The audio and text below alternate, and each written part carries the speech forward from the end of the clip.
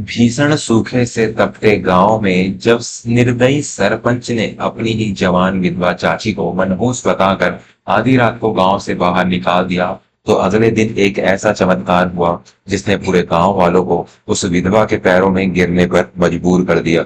नमस्कार दोस्तों, मैं विवेक वर्मा वर्मा स्टोरीज के इस मंच पर आपका बहुत बहुत स्वागत करता हूं। दोस्तों, कहते हैं कि जब धरती की छाती फटती है तो वो सिर्फ विनाश नहीं लाती, कभी कभी वो एक ऐसा जीवन भी उगलती है जो पीढ़ियों की प्यास बुझा देता है। हमारे समाज में अक्सर जिनका कोई सहारा नहीं होता, उन पर शक करना और उन्हें लांछन लगाना सबसे आसान काम माना जाता है। लेकिन ईश्वर का न्याय जब होता है तो बड़े बड़े अहंकारियों का सिर्फ घुटनों के बल आ गिरता है। आज की कहानी एक ऐसी ही मार्मिक और रोंगटे खड़े कर देने वाली दास्तान है जो आपको यह सोचने पर मजबूर कर देगी कि असली मनहूसियत इंसान के भाग्य में होती है या उसकी नीयत में। यह कहानी है राजस्थान की सीमा से सटे एक गांव कुंदनपुर की। कुंदनपुर पिछले 3 सालों से एक भयानक त्रासदी से गुजर रहा था। गांव में बारिश की एक बूंद तक नहीं गिरी थी। सूरज मानो आग के गोले बरसा रहा था और धरती सूख कर इतनी फट चुकी थी कि उसमें से दरारें सांप छापती थी। गांव के सारे कुएं, तालाब और नदियां सूख कर पत्थर बन चुके थे। हरे भरे पेड़ अब कंकाल जैसे दिखने लगे थे। मवेशी प्यास से तड़प तड़प कर दम तोड़ रहे थे और लोग बूंद बूंद पानी के लिए तरस रहे थे। इस कुंदनपुर गांव का सरपंच था ठाकुर संग्राम सिंह। संग्राम सिंह जितना रसूखदार था, उतना ही निर्दयी और लालची भी। पूरे गांव में केवल संग्राम सिंह की हवेली ही एक ऐसी जगह थी जहां बहुत गहराई में खोदा गया एक निजी बोरवेल था, जिसमें थोड़ा बहुत पानी बचा था। लेकिन संग्राम सिंह इतना कठोर था कि वह गांव वालों को एक मटका पानी देने के बदले उनकी जमीनों के कागजात गिरवी रखवा लेता था। उसकी पत्नी गोमती भी उसी की तरह क्रूर और घमंडी थी। संग्राम सिंह के एक छोटे भाई थे जिनका नाम था धर्म। धर्म स्वभाव से बिल्कुल अपने बड़े भाई के विपरीत थे। वे पढ़े लिखे, नेक और गांव वालों का भला सोचने वाले इंसान थे। धर्म का विवाह पास ही के गांव की एक बेहद सुशील और सुंदर कन्या पद्मनी से हुआ था। पद्मनी ने जब कुंदनपुर में कदम रखा था तो वह खुशियों से भरी एक चहकती हुई लड़की थी। लेकिन किस्मत को शायद कुंदनपुर की खुशहाली मंजूर नहीं थी। विवाह के मात्र 1 वर्ष बाद ही एक दिन शहर से लौटते हुए धर्म की जीप एक गहरी खाई में गिर गई और धर्म की मौके पर ही मौत हो गई। 25 साल की जवान पद्मनी की दुनिया पल भर में उजड़ गई। उसकी मांग का सिंदूर बुझ गया और उसे सफेद साड़ियों में की कैद में डाल दिया गया। सरपंच संग्राम सिंह का बेटा रोहन, जो उस समय 18 वर्ष का था, अपनी इस चाची पद्मनी से बहुत लगाव रखता था। रोहन जानता था कि उसकी चाची बहुत ही दयालु है, लेकिन धर्म की मौत के बाद हवेली ने पद्मनी का जीवन नरक बना दिया था। गोमती के घर के सारे कठोर काम पद्मनी के कंधों पर डाल दिए थे। ऊपर से गांव में पड़े भीषण सूखे ने पद्मनी की हालत और भी खराब कर दी थी। गोमती दिन भर वे पद्मनी को पीने और इस्तेमाल करने के लिए केवल एक छोटा सा लोटा भर मटमैला पानी देती थी। लेकिन पद्मनी का हृदय इतना कोमल था कि वह उस एक लोटे पानी से भी आधा पानी हवेली के पिछवाड़े में बंधी उस गाय के बछड़े को पिला देती थी जो प्यास से तड़प रहा होता था। एक दिन गोमती ने पद्मनी को बछड़े को पानी पिलाते हुए देख लिया। वह आग बबूला हो उठी और उसने पद्मनी के हाथ से बर्तन छीन कर जमीन पर फेंक दिया। अरे ओ मनहूस, खुद तो तेरे देवर को खा गई, हमारे घर की खुशियां निकल गई, अब क्या हमारे हिस्से का यह कीमती पानी भी जामनरों पर लुटाएगी? डायन कही की तेरे कदम जब से इस घर में पड़े हैं, हमारे गांव से इंद्र देवता रूठ गए हैं। पद्मनी ने रोते हुए हाथ जोड़कर कहा, जेठानी जी, यह बेजुबान जानवर प्यास से मर जाएगा। मुझसे इसकी तड़प नहीं देखी जाती। आप मुझे कल पीने का पानी मत दीजिएगा, लेकिन इसे पी लेने दीजिए। गोमती ने उसे जोर से धक्का दिया और बड़बड़ाते हुए चली गई। पद्मिनी चुपचाप अपने आंसू पीकर रह गई।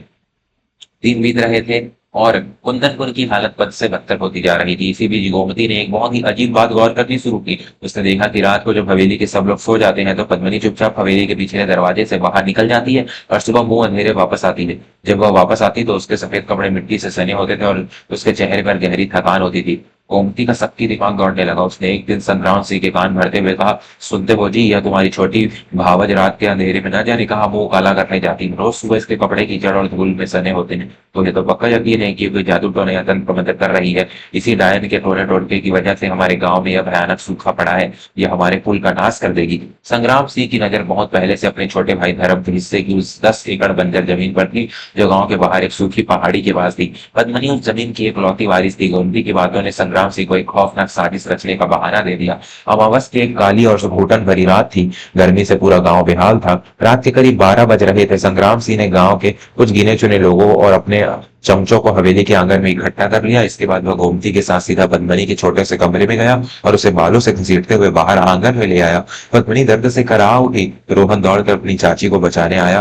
पिताजी, ये आप क्या कर रहे हैं? चाची को छोड़ दीजिए, उन्हें चोट लग जाएगी। संग्राम सिंह ने रोहन को एक जोरदार तमाचा मारा और उसे दूर धकेल दिया। तू बीच में मत बोल रोहन, आज इस डायन का फैसला होकर रहेगा। संग्राम सिंह ने आंगन में खड़े लोगों की तरफ देखकर चिल्लाते हुए कहा, भाइयों, हम सब बूंद बूंद पानी के लिए तरस रहे हैं, और जानते हो क्यों? क्योंकि हमारे घर में यह डायन बैठी है, गोमती ने इसे कई रातों को चुपचाप हवेली से बाहर जाते देखा है। ये रात के अंधेरे में शमशान जाकर तंत्र मंत्र करती है, और उसी के श्राप से हमारा गांव जल रहा है। ऐसे उल्टा और मनहूस औरत को इस गांव में रहने का कोई हक नहीं है। पद्मनी रो रोकर हाथ जोड़ रही थी। मैं कोई तंत्र मंत्र नहीं करती जेठ जी, मुझ पर ऐसा घिनौना इल्जाम मत लगाइए, मैंने कोई पाप नहीं किया है। गोमती ने आगे बढ़कर पद्मनी को एक लात मारी और बोली, चुप कर झूठी, तो फिर रात भर कहाँ जाती है तू? कपड़े मिट्टी में क्यों सने होते हैं तेरे, बता। पद्मनी ने होठ काट लिए, लेकिन उसने कुछ नहीं बताया। उसकी यह खामोशी संग्राम सिंह के लिए काफी थी।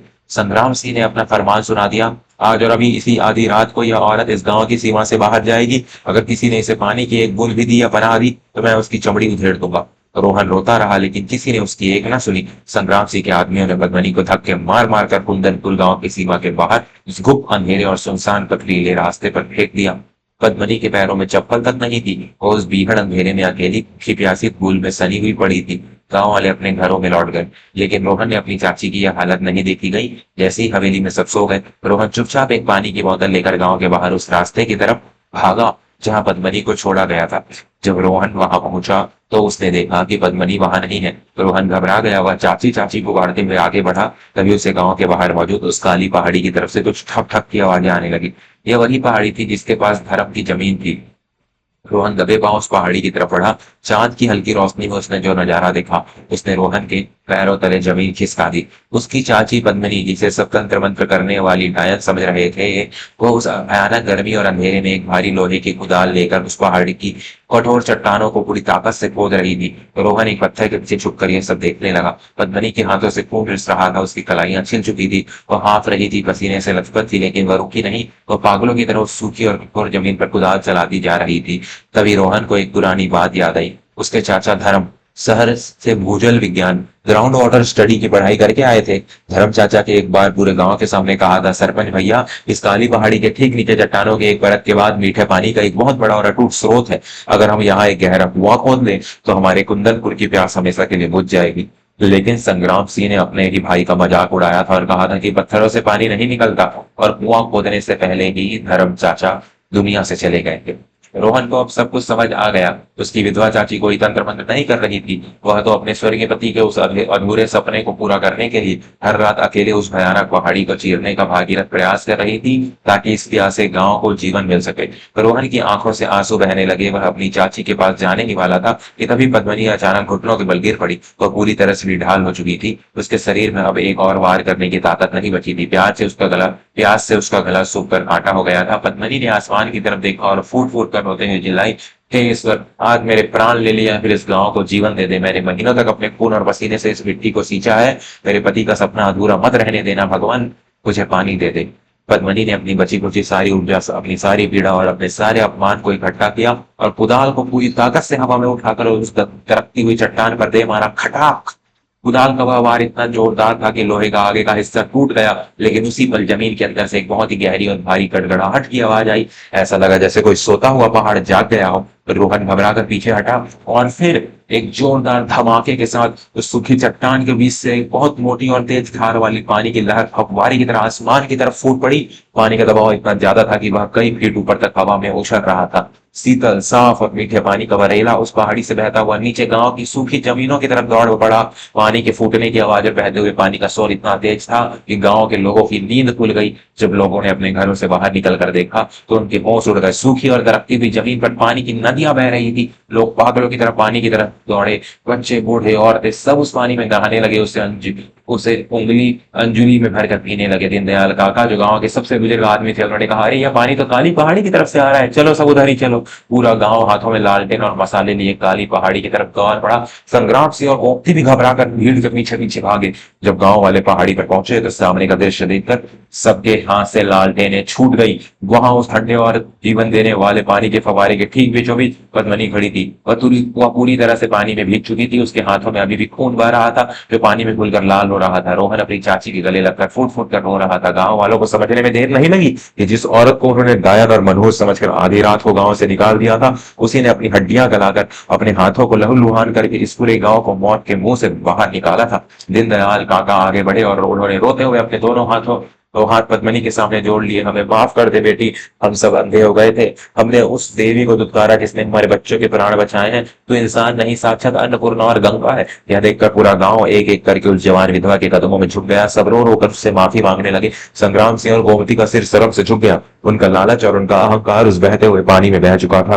संग्राम सिंह ने कांपते हुए कदमों से आगे बढ़कर कहा, पद्मिनी मुझे क्षमा कर दे, मैं तेरे पति की जमीन हड़पना चाहता था, मैं बहुत बड़ा पापी हूँ। पद्मिनी ने अपनी जेठानी गोमती और संग्राम सिंह की तरफ देखा। उसकी आंखों में कोई क्रोध नहीं था, केवल एक अजीब सी शांति थी।